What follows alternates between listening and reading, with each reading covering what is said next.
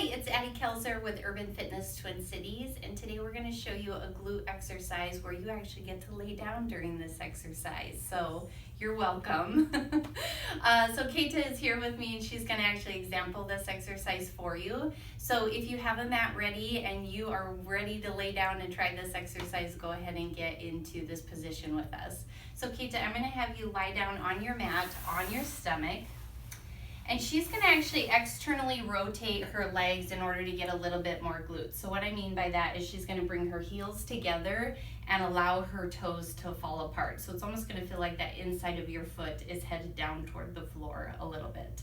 And then she's also protecting her face by placing her hands under her forehead so that she's got a little bit of breathing room here. So a couple of key things that we want to pay attention to in the pelvis area before we lift this leg, because this is all about lifting slightly the leg off of the floor, is we want to make sure that the pelvis is really stable. So there's a couple ways that we're going to do that. First, she's going to pull her belly button up like she's trying to pull it away from the mat. It doesn't mean it's actually going to create space between her and the mat, but that's the imagery I want you to think about, is pulling it away from the mat. She's also going to kind of drive a couple of different points into the mat. So first is the pelvis. So she's actually going to try and push her pelvis into the mat.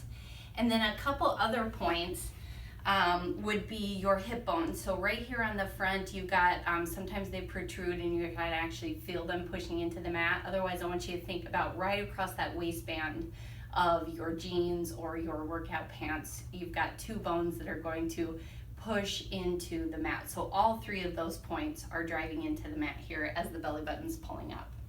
So now she's ready. She's going to hold all of that in place as she takes one of her legs and lifts it from the hip joint, so not bending at the knee, up off the mat, and then she's going to set it back down. So let's do a couple on just this side.